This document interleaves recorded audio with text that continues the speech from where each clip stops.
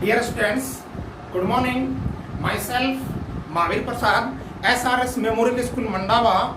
Welcome to all of you in my online class. Students, last class में हमने microsporogenesis की study की थी और माइक्रोस्पोरोजेनेसिस के अंदर हमने देखा था कि माइक्रोस्पोर और पोलन ग्रेन का फॉर्मेशन होता है। ठीक है, तो आज हम इस क्लास में पोलन ग्रेन की स्ट्रक्चर के बारे में स्टडी करेंगे। तो पोलन ग्रेन की स्ट्रक्चर के बारे में देखा जाए तो सबसे पहले हमें ये पता होना चाहिए कि पोलन ग्रेन क्या है। पोलन ग्रेन परागकण क्या है? तो परागकण एक कोशिकीय, एक केंद्रकीय, अगुणित गोलाकार कोशिका है। ठीक है स्टूडेंट्स, परागकण एक कोशिकीय, एक केंद्रकीय और अगुणित व गोलाकार स्फेरिकल हैप्लॉइड स्फेरिकल सेल। ठीक है ना। और परागकण नर युग्मकोद्भिद की प्रथम कोशिकीय अवस्था है। नर युग्मकोद्भिद की प्रथम कोशिकीय अवस्था है। ठीक है, यानी पोलन ग्रेन इज मोनोसेलुलर या मोनोन्यूक्लियाई हैप्लॉइड एंड स्फेरिकल सेल। ठीक है, and first cellular stage of male gametophyte. ठीक है ना। Pollen grain is first cellular stage of male gametophyte, यानी परागकण नर युग्मकोद्भिद की प्रथम कोशिकीय अवस्था है। ठीक है स्टूडेंट्स, पहली बात करिए। अब हम स्ट्रक्चर की बात करेंगे। देखो, परागकण की परिभाषा, परागकण क्या है, इसके बारे में हम पता कर चुके हैं। ठीक है स्टूडेंट्स, अब इसकी स्ट्रक्चर में आइए। देखिए, परागकण का जो कोशिका द्रव्य है, जो केंद्रक है, वो दो भित्तियों से स्तरित रहता है। दो भित्तियों से मतलब परागकण के चारों तरफ दो भित्तियां पाई जाती हैं, दो लेयर पाई जाती हैं परागकण के चारों तरफ। ठीक है, परागकण की जो बाह्य भित्ति है, परागकण की बाह्य भित्ति, उसको बाह्य चोल या एक्जाइन कहते हैं। ठीक है, परागकण की बाह्य भित्ति को क्या कहते हैं? बाह्य चोल या एक्जाइन कहते हैं। और परागकण की जो आंतरिक भित्ति है, उसको अंतरचोल या इंटाइन कहते हैं। ठीक है स्टूडेंट्स, परागकण की बाह्य भित्ति एक्जाइन और परागकण की आंतरिक भित्ति इंटाइन। ठीक है स्टूडेंट्स, अब इसकी जो बाह्य भित्ति है, बाह्य चोल एक्जाइन, बाह्य चोल एक्जाइन स्पोरोपोलिन की बनी होती है। ठीक है ना। लघु बीजाणु धानी की जो टेपिटम लेयर है, उससे यूबीस बॉडी सेक्रेट होती है और यूबीस बॉडी के अंदर स्पोरोपोलिन सब्सटेंस फाउंड होता है। उस स्पोरोपोलिन सब्सटेंस से पोलन ग्रेन की एक्जाइन लेयर बनती है, अर्थात परागकण की बाह्य चोल जो है वो स्पोरोपोलिन नामक पदार्थ से बनता है। ठीक है, और ये बाह्य चोल मोटा होता है, खुरदरा होता है और परागकण के चारों तरफ रेगुलर न होकर के, परागकण के चारों तरफ रेगुलर न होकर के इसके बीच बीच में सूक्ष्म माइक्रोपोर्स फाउंड होते हैं। माइक्रोपोर्स फाउंड होते हैं, सूक्ष्म छिद्र पाए जाते हैं। मतलब परागकण की जो बाह्य भित्ति, बाह्य चोल है, ठीक है, ये रेगुलर नियमित न होकर के इसके बीच बीच में छिद्र पाए जाते हैं, पोर पाए जाते हैं। उन छिद्रों को कहते हैं जनन छिद्र। ठीक है स्टूडेंट्स, जनन छिद्र। इन जनन छिद्रों से होकर के पराग नलिका बाहर निकलती है। ठीक है ना। स्पोरोपोलिन परागकण के चारों तरफ रेगुलर नहीं होता है।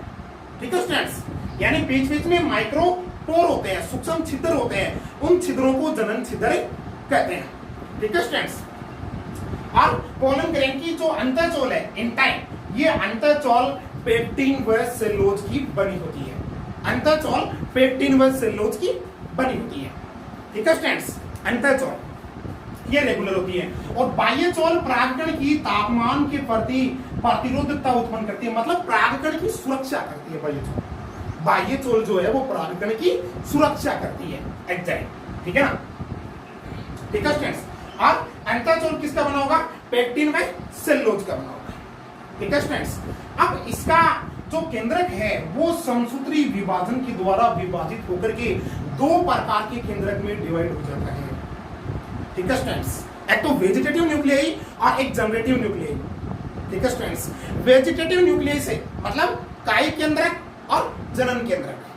वेजिटेटिव न्यूक्लियाई से कायी कोशिका मतलब वेजिटेटिव सेल का फॉर्मेशन होता है, जबकि जनरेटिव न्यूक्लियाई से जनरेटिव सेल का फॉर्मेशन होता है। इसका मतलब परागकण के अंदर दो कोशिकाएं होती हैं, परागकण के अंदर दो कोशिकाएं होती हैं। ठीक है स्टूडेंट्स, फर्स्ट देखो काई कोशिका, ठीक है, परागकण के अंदर दो कोशिका होती है, एक तो काई कोशिका और दूसरी जनन कोशिका। ठीक है स्टूडेंट्स, और इसके अंदर कोशिका द्रव्य होती है। ठीक है, और कोशिका द्रव्य में कोशिकांग फाउंड होते हैं और इसके अंदर रिक्तिकाएं पाई जाती है। ठीक है ना, काई कोशिका आकार में बड़ी होती है, काई कोशिका आकार में बड़ी होती है। शुरुआत में इसका आकार स्फेरिकल होता है, स्फेरिकल। विकास की प्रावस्थाओं के दौरान, परागकण की विकास की प्रावस्थाओं के दौरान इसका आकार अनियमित हो जाता है। किसका? काई कोशिका।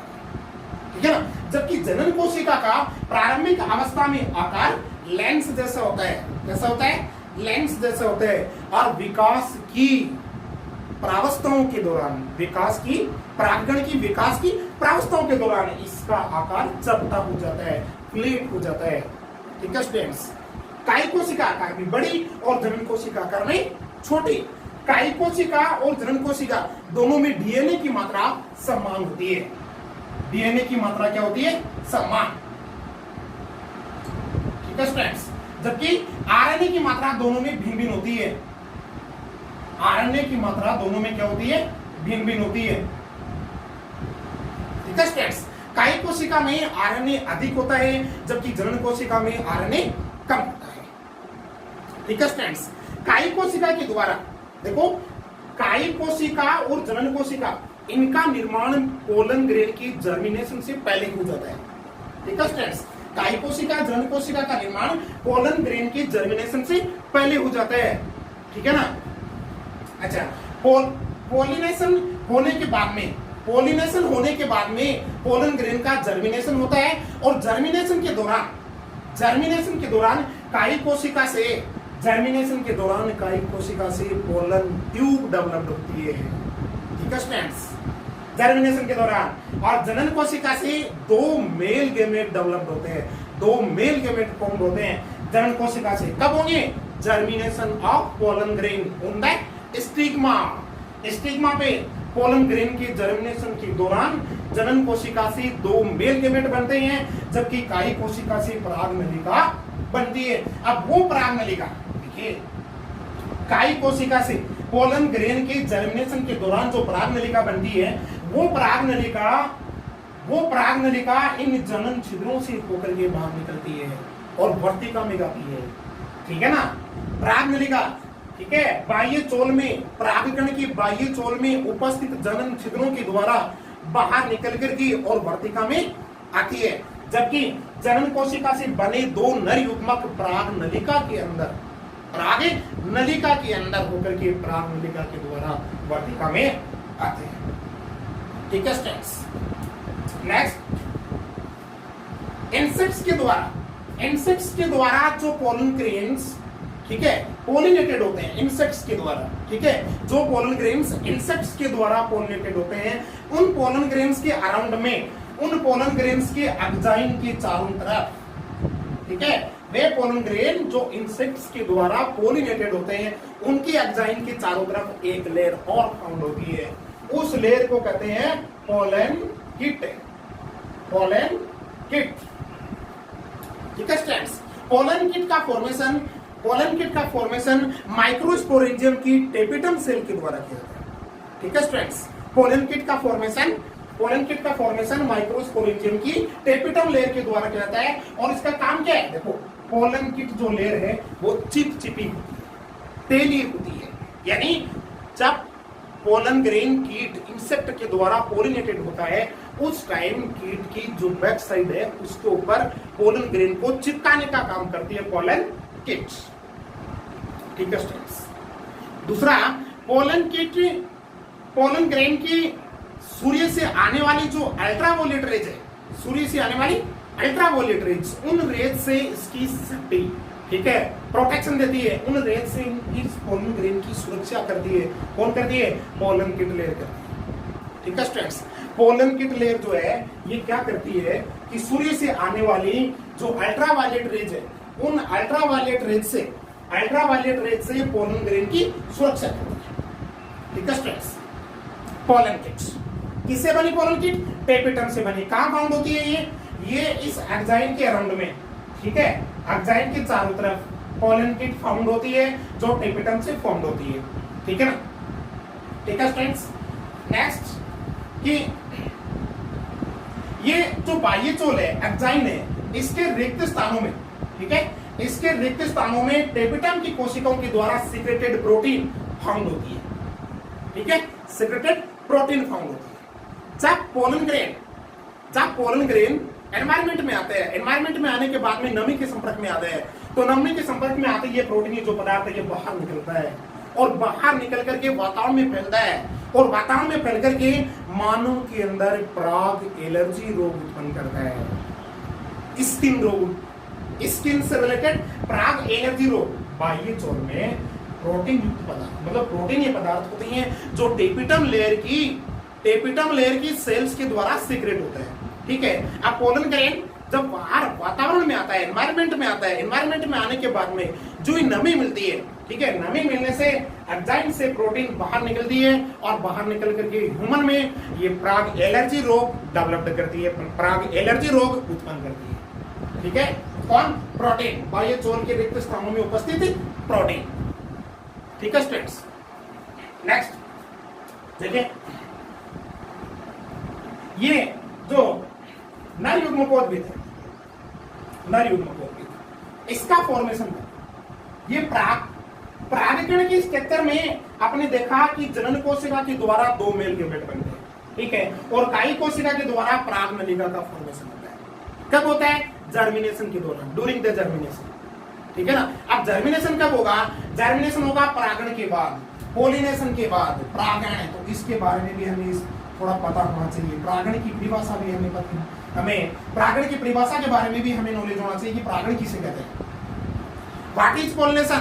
पोलिनेशन क्या है कि परागकोश से परागकणों का बाहर निकलने के बाद, परागकोश से परागकणों का बाहर निकलने के बाद जायांग की वर्तिकाग्र पर स्थानांतरित होना, जायांग की वर्तिकाग्र पर स्थानांतरित होना क्या कहलाता है? परागण कहलाता है। मतलब ये पोलन ग्रेन मेच्योर होने के बाद जब परागकोश का एंकर का स्फुटन होता है, डाइजेस्कस होता है, तो स्फुटन होने के बाद ये पोलन ग्रेन एंकर के बाहर निकलते हैं और बाहर निकलने के बाद ये जायांग की वर्तिकाग्र पर गिरते हैं, ठीक है। जायांग की वर्तिकाग्र पर गिरना पोलन ग्रेन का, ठीक है, पोलन ग्रेन का परागकोश से निकलकर जायांग की वर्तिकाग्र पर स्थानांतरित होना क्या कहलाता है? परागण कहलाता है, पोलिनेशन कहलाता है। The transfer of pollen grain from anther to stigma is known as pollination, ठीक है। अब पोलिनेशन के बाद स्टिग्मा पे पोलन ग्रेन का जर्मिनेशन होता है, पोलन ग्रेन का जर्मिनेशन होता है। अब जर्मिनेशन के दौरान देखिए काई कोशिका के द्वारा पराग नलिका बनती है और जनन कोशिका के द्वारा दो नर युग्मक बनते हैं, ठीक है स्टूडेंट्स। अब जो पराग नलिका बनेगी ना, वो पराग नलिका इन जनन छिद्रों से होकर के पोलन ग्रेन के बाहर निकलती है, जनन छिद्रों से होकर पोलन ग्रेन के बाहर निकलती है और वर्तिका में पहुंचती है, ठीक है स्टूडेंट्स। जबकि जनन कोशिका के द्वारा, जनरेटिंग सेल के द्वारा दो नर युग्मक बनते हैं, ठीक है। वे दोनों नर युग्मक पराग नलिका में आ जाते हैं।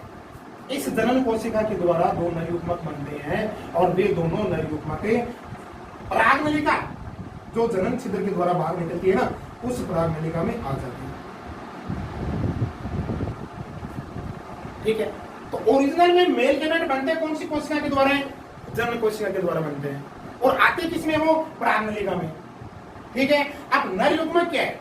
देखो ये पराग नलिका के अंदर जनन कोशिका से जो अगुणित कोशिका बनी वो नर युग्मक है, उनकी संख्या 2 होती है, पराग नलिका में स्थित होती हैं, ठीक है ना। अब इनकी अवस्था देखो, नर युग्मक एक कोशिकीय, ठीक है ना, अचल, अकशाभिक, अगुणित, गोलाकार, ठीक है स्टूडेंट्स। नर युग्मक एक कोशिकीय, एक केंद्रकीय, अचल, अकशाभिक, अगुणित, गोलाकार कोशिका होती है, ठीक है, जो निषेचन में पार्टिसिपेट करता है, एंजियोस्पर्म प्लांट के अंदर निषेचन में, फर्टिलाइजेशन में पार्टिसिपेट करते हैं नर युग्मक। ठीक है, और पराग नलिका के द्वारा होकर के, पराग नलिका के द्वारा होकर के ओवरी वाले पार्ट्स में, जायांग की ओवरी वाले पार्ट्स में ओव्यूल के अंदर एंट्री करते हैं और ओव्यूल में फर्टिलाइजेशन की प्रोसेस संपन्न करते हैं। ठीक है स्टूडेंट्स, यू अंडरस्टैंड? अच्छा, नेक्स्ट देखिए, अब पराग नलिका में दो नर युग्मक बने, ठीक है, बन गए। अब इन दो नर युग्मक सहित पराग नलिका, दो नर युग्मक सहित पराग नलिका, दो नर युग्मक सहित पराग नलिका क्या कहलाती है? नर युग्म कोद्भिद कहलाती है। मेल गेमेटोफाइट्स, मेल गेमेटोफाइट, दो नर युग्मक सहित पराग नलिका मेल गेमेटोफाइट कहलाती है। ठीक है स्टूडेंट्स, ठीक है ना? नर युग्म कोद्भिद की परिभाषा बात भी बोल रहा हूं, देखिए स्टूडेंट्स, कि दो नर युग्मक सहित पराग नलिका को क्या कहेंगे? नर युग्म कोद्भिद कहेंगे, मेल गेमेटोफाइट कहेंगे। ये कहां जाएगा नर युग्म कोद्भिद? ये जायांग के ओवरी वाले पार्ट्स में ओव्यूल के अंदर जाएगा और वहां पे दो मेल गेमेट को लेकर जाएगा पराग नलिका, नर युग्म कोद्भिद। ठीक है, और वहां ये फर्टिलाइजेशन की प्रोसेस। ठीक है स्टूडेंट्स, तो परागकण की यहां से कई बार क्या होता है कि परागकण की स्थिति में से बोर्ड एग्जाम में कई बार क्वेश्चन पूछ जाते हैं। स्पोरोपोलिन वाली जो बात ना, ये बात बहुत इंपॉर्टेंट है। स्पोरोपोलिन, इसके बारे में बहुत बार एग्जाम में पूछ लिया जाता है। स्पोरोपोलिन कि परागकण का बाह्यचोल एंजाइम किसका बना होता है? स्पोरोपोलिन का बना होता है। और एंजाइम किसका बना होता है? पेक्टिन व सेलुलोज का बना होता है। दूसरी बात, परागकण के एंजाइम में स्पोरोपोलिन रेगुलर नहीं होता है, इररेगुलर होता है। इट मींस बीच बीच में स्पोरोपोलिन एंजाइम के बीच बीच में क्या होते हैं? स्पोर होते हैं, की संख्या 2 या 3 होती है। ठीक है ना? पोर होते हैं, इन पोर को क्या कहेंगे? चार्म पोर कहेंगे। ठीक है, स्पोरोपोलिन वाली बात इंपॉर्टेंट है। ठीक है, और एंजाइम पेक्टिन व सेलुलोज के बने होते हैं। ठीक है, ये बात थोड़ी इंपॉर्टेंट है। अच्छा, फिर देखिए इसमें रिक्तिका पाई जाती है और कई कोशिका जो है इसमें कोशिकांग, ठीक है, स्फेरिकल शेप होती है। कई कोशिका वेजिटेटिव सेल की जो शेप है वो कैसी होती है? स्फेरिकल होती है। ठीक है ना? और विकास के बाद में जैसे जैसे प्रावस्थाएं गुजरती हैं फिर जो इसकी शेप है वो इरेगुलर हो जाती है। ठीक है, और जनन कोशिका जनरेटिव सेल की शुरुआत में इनिशियल टाइम में लेंथ जैसी होती है, बाद में ये फ्लैट हो जाती है, मतलब इसकी शेप भी फिर इरेगुलर हो जाती है। ठीक है, काई कोशिका बड़ी होती है, जनन कोशिका छोटी होती है। ठीक है, डीएनए की मात्रा दोनों में समान होती है। ठीक है, आरएनए की मात्रा काई कोशिका में अधिक होती है, जनन कोशिका में कम होती है। ठीक है स्टूडेंट्स, काई कोशिका के द्वारा पराग नलिका का निर्माण और जनन कोशिका के द्वारा दो नर युग्मकों का निर्माण किया जाता है। ठीक है स्टूडेंट्स, परागण की बात होगी। ठीक है, अंकुरण की बात, जर्मिनेशन की बात।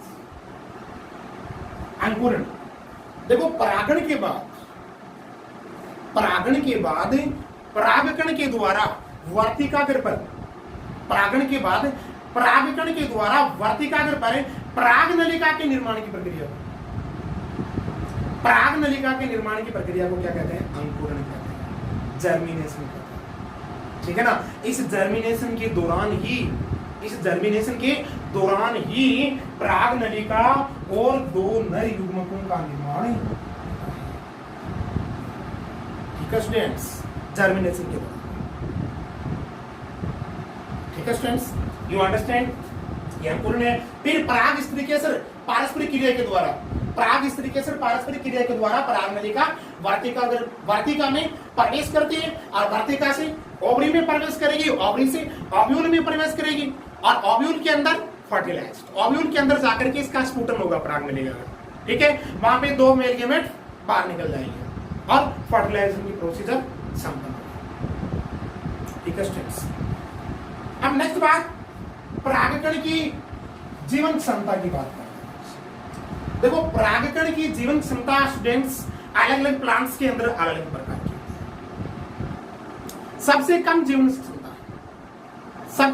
जीवन क्षमता जो अनाज के पादप होते हैं ना, गेहूं, बाजरा, मक्का, ठीक है। अनाज के जो पादप है, इन पादपों के पुष्पों के जो परागकण होते हैं ना, उनकी जीवन क्षमता सबसे कम होती है।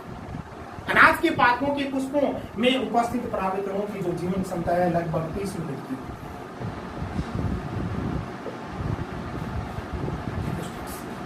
और वैसे अलग अलग प्लांट्स के अंदर अलग अलग, सभी में सेम नहीं होती है, ठीक है स्टूडेंट्स। और इनको प्रोटेक्शन देने का काम एंजाइम करता है, और इंसेक्ट से पोलिनेटेड होने वाले पोलन ग्रेन को प्रोटेक्शन देने का काम पोलन किट करता है, ठीक है स्टूडेंट्स। पोलन किट जो कि तेलीय पत्ते, ऑयली, ठीक है, ऑयली है, स्टिकी है, ऑयली और स्टिकी लेयर, ठीक है। Pollen kit is a oily and sticky layer, ठीक है, जो इंसेक्ट्स की बैक साइड पे स्टिक होने का काम है।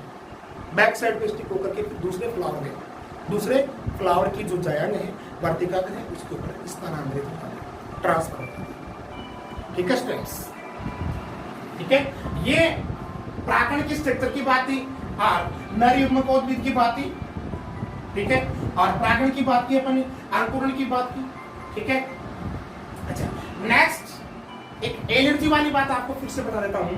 देखिए, परागकण के बाह्य चोल में, एक्साइन में, परागकण की एक्साइन में प्रोटीनीय पदार्थ पाए जाते हैं, प्रोटीनीय पदार्थ, ठीक है। वो पदार्थ परागकण जब बाहर वातावरण में आते हैं ना, बाहर वातावरण में आने के बाद में परागकण जो नमी के संपर्क में आता है, तो नमी के संपर्क में आते ही ये प्रोटीन बाहर निकल जाती है बाह्य चोल से, और बाह्य चोल से बाहर निकल करके ह्यूमंस के अंदर पराग एलर्जी रोग उत्पन्न करती है। पराग एलर्जी जैसे पार्थेनियम पादप होता है, पार्थेनियम पादप, ठीक है, पार्थेनियम पादप होता है ना, इस पादप के जो परागकण होते हैं वे, पार्थेनियम पादप के परागकण मानव में एलर्जी रोग फैलाते हैं, ठीक है, एलर्जी रोग फैलाते हैं। नेक्स्ट, परागकणों के द्वारा पराग गोलियों का भी निर्माण होता है, पराग गोलियां, ठीक है, परागकणों के द्वारा पराग गोलियां भी बनती है, ठीक है स्टूडेंट्स, पराग गोलियां। इन गोलियों का उपयोग, पराग गोलियां, ठीक है, इन गोलियों का उपयोग तेज दौड़ने वाले घोड़े, ठीक है, तेज दौड़ने वाले घोड़े होते हैं जो धावक होते हैं, ठीक है ना, उनकी एनर्जी को बढ़ाने के लिए, ठीक है, उनकी एनर्जी को बढ़ाने के लिए उनको उनके पोषण के रूप में उनको देने के काम में जाती है पराग गोलियां, जो किससे बनती है, परागकण या पोलन ग्रेन से बनती है, ठीक है स्टूडेंट्स।